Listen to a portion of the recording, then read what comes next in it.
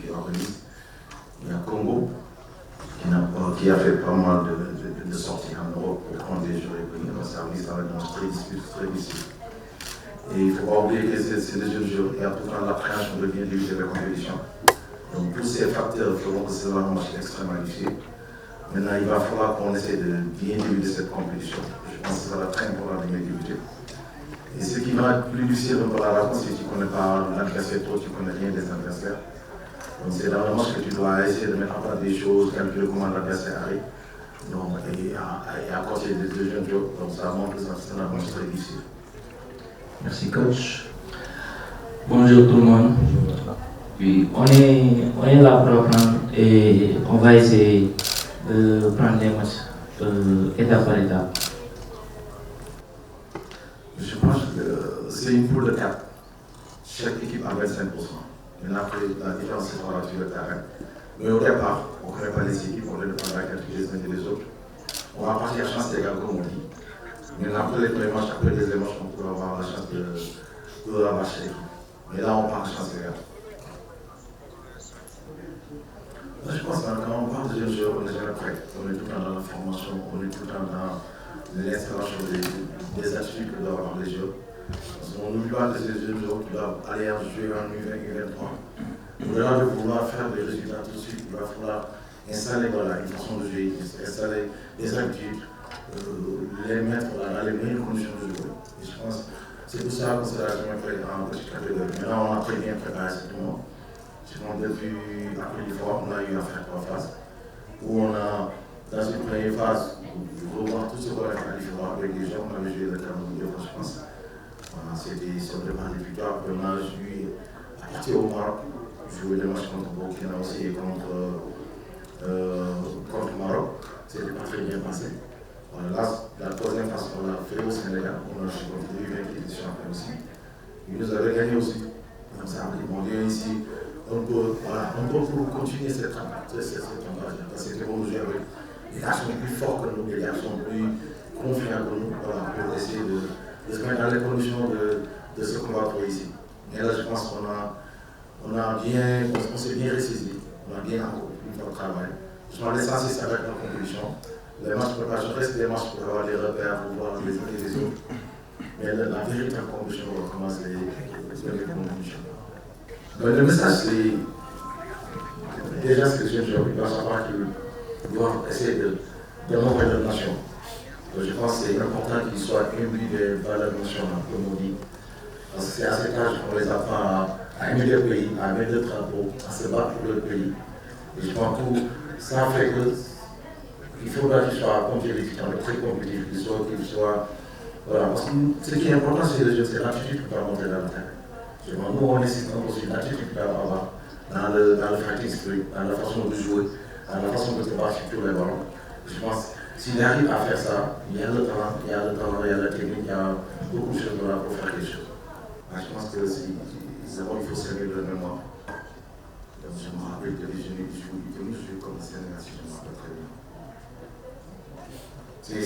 C'était vraiment des actes, tout le monde s'était levé avec cette mauvaise nouvelle.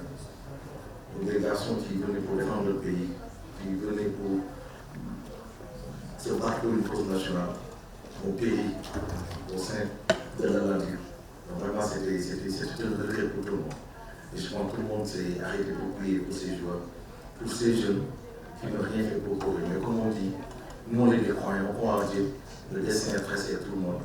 Je pense que peut-être quelque part, c'est dit qu'il allait rester là. Maintenant, ce qu'on va faire, juste prier pour le moment. Prier peut dire l'accord par éternel. Donc par rapport à la deuxième question, je pense que, comme on l'a dit, ces tournois sont extrêmement importants pour ces jeunes joueurs. Et là, c'est le lieu de laisser plus ou moins la CAF qui se bat depuis quelques temps. Voilà, pour essayer de donner un peu de temps de jeu à ces jeunes. Je pense que l'entraînement, les petits congrès, c'est des choses, mais se fronter à de grandes nations, fronter à des gens qui viennent aussi, qui vont faire tous les activités avec des gens qui sont en Europe, partout. Donc ça va faire grandir ces jeunes qui sont sur le plan local. Ça va les montrer encore une fois le niveau qui existe entre ceux qui vont être là le plus après. C'est important dans toute formation de viser un niveau et d'essayer de lever le niveau des jeunes. Donc nous on est plus ou moins dans cette direction. Pour que quand on voit les les U20. C'était initié il y a 2 ans pour les U17. Donc on insiste plus sur la formation, sur l'installation de bonnes habitudes, sur la façon de les faire progresser dans le jeu, dans la compréhension surtout du jeu, dans la vie des jeux, voilà, pour faire des interventions qui pourront servir aussi bien l'équipe nationale U20 l'équipe nationale U23 pour là, on n'a aucune information des adversaires. Sérieusement, on est venu avec 0 information. On va essayer, durant le match, on va essayer d'aller ce double casquette de voir comment l'adversaire joue et comment s'entraîne notre équipe. C'est ça la difficulté dont j'ai dit au début. Voilà, mais là, comme je vais commencer, on aura l'occasion de voir les uns et les autres. On pourra voir les forces et les faiblesses des adversaires. Et là, on pourra plus ou moins une stratégie pour pouvoir avoir une bonne position dans ces rencontres. Deuxièmement, c'est vrai que le Sénégal est dans une nuance très favorable, que ce soit l'équipe A qui gagne, la CHAN, les U20 qui ont gagné aussi récemment en Égypte. Donc c'est tout un climat très favorable, voilà, très favorable, mais je rappelle encore que c'est les U17, c'est pas les U20, c'est pas les U23, c'est pas une équipe nationale, c'est les jeunes joueurs qui ont besoin de gagner dans cette compétition. On les demande de prendre du plaisir et de prendre les matchs qu'on a. S'ils prennent les matchs qu'on a et de prendre du plaisir qu'ils font, et c'est de faire le beau jeu qu'on attend. Une CAN 17, ça va être un beau jeu. Ça va être des équipes capables de très bien jouer. Si on se focalise sur ces résultats, pour moi, on pourra fausser un peu cette formation qu'on devrait donner aux jeux. Donc, quel soit l'adversaire, je dois dire, je pense, les gens doivent essayer de jouer, de mettre en place ce qu'ils ont appris dans leur pays. Oui, avant tout, on va essayer de faire ce que le coach nous a dit. Il nous a pas mis la pression. Il nous a dit de travailler et de prendre les matchs un à un. Oui, ça nous motive, mais ça ne va pas nous mettre de la pression. Oui, on ne connaît pas l'adversaire. On a beaucoup d'informations sur eux et on a préparé le match comme les autres matchs. Merci.